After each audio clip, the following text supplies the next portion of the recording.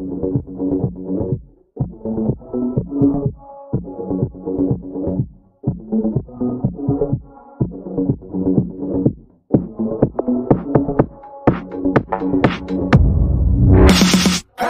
na klase. So ito yung nabili ni Master. Binalotan natin ng electrical tape papunta dito. Ito yung number 30 ng relay. Itong kulay green, ito yung number 30 ng relay. Ayan, nakabalot lahat yan. Itong sa akin, ayan, may number na dyan. Yung number 87A, hindi natin gagamitin. Yung mini driving light, kulay black, ilagay nyo na din dito. Pagsamahin nyo ito yung mode nito, yung high beam natin isa na pure white na yan, ay hindi natin magagamitin. Low beam natin. So yung sa domino switch, ito yung lalagay natin black wire, yung low beam. Accessory wire para sa may ignition. Yung bracket pala, yung L-shape lang yan. Good day mga ka-Envimoto. So ito si Master Robert. Yan. Papawiring sa atin ng Zenlo X1 Plus. Tulad dito sa sniper natin doon. Yun no. Aerox 155. New version no. Solid.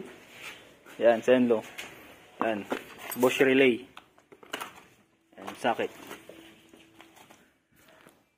So ayun mga ka-Envimoto. So ito yung fuse. Yan. 10 ampere. Buksan natin. Pakita ko sa inyo. Ayan, 10 ampere. Ito yung maliit na klase. So, ito yung bili ni Master. Yun, Master.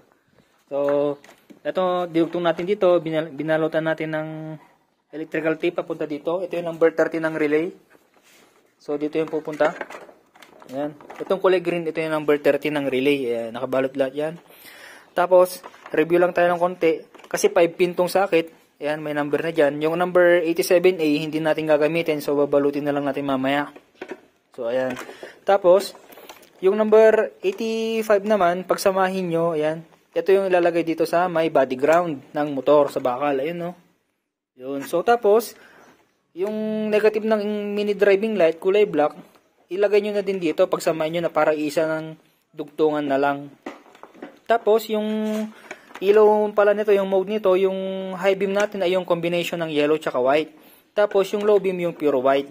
So, itong isa na pure white na yan, ay hindi natin magagamitin. Siguro, for future purposes na lang yan kapag ka naglagay ng passing light dun sa busina. Tapos, yung number 87 naman, ito. So, ito yung low beam natin. So, yung sa domino switch, ito yung lalagay natin black wire, yung low beam. Tapos, yung high beam, ito naman sa isa, yung combination, yung red wire, ayan, red wire yon. Ayan. So, ito naman yun. Tapos, yung blue naman, ito yung common. Lalagay natin sa accessory wire para kapag ka nagbukas ka, doon lang din ilaw yung mini driving light. So, saan natin lalagay yan dito? Yan, brown. Yan, pure brown. Meron din doon sa may ignition pero malalim kasi. So, dito na lang tayo kukuha. Aerox to 155. Lalagay na natin. Ayan. Yung mga pairings niya. Ito yung motor. Pakita lang natin. So, ayan. Ito yung may-ari. Ayan. Master Robert. So, ayan. On mo nga, Master. Tsaka tingnan natin yung buga ng ilaw. Pero ito pala, hindi pala natin nalagay kasi wala tayong 14 na open range dyan. Siya na lang daw yung maglalagay dun sa boarding niya. So, low beam. Yun, low beam. Ito yung bracket pala. Yung L-shape lang yan doon. High beam. Yun. So, low beam ulit. High beam. Yan. Baka Zenlo yan. Ayos ba, Master? Alright.